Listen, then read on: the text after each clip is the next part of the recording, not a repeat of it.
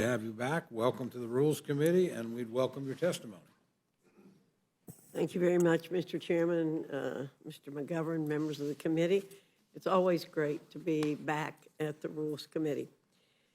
The Protection of Women and Girls in Sports Act, H.R. 734, is a common sense piece of legislation. Let me point out that it is barely 1 page long, which is the way legislation ought to be written, in my opinion. Very short bill, and I may come back to that in a minute. It aims to protect the integrity of women's sports and ensure that they remain fair for all female athletes. The issue of fairness in women's sports has become contentious in recent years with the increasing participation of male athletes in women's competitions. It's crucial that we ensure that female athletes are not unfairly disadvantaged by males participating against them.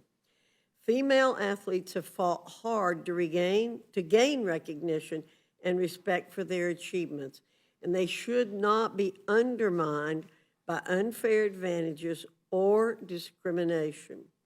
Allowing males to compete in women's sports does just that. H.R. 734 seeks to address this by prohibiting federal funding to institutions that allow males to compete in women's sports, teams, or events. It is an indisputable fact that the average man has certain physical advantages over women in sports. Men tend to have larger muscle mass, greater bone density, more lung capacity, larger heart size, and higher levels of testosterone, all of which give them a competitive edge over female athletes.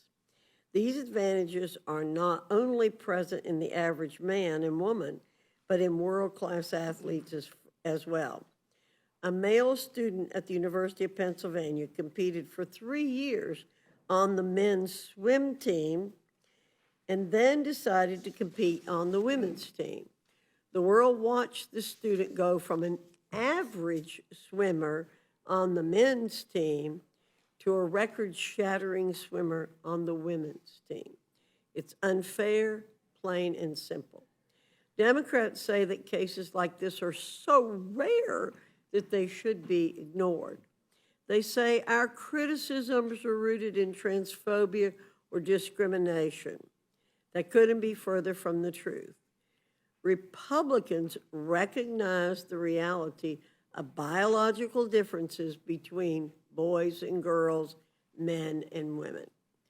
Allowing any single girl to lose a roster spot, a place on the podium, or a scholarship to a male is one too many.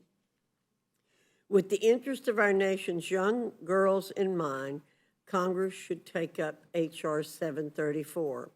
Passage of this bill will send a message to young girls and women everywhere that their contributions to sports are valued and respected and that they are entitled to the same opportunities and recognition as their male counterparts.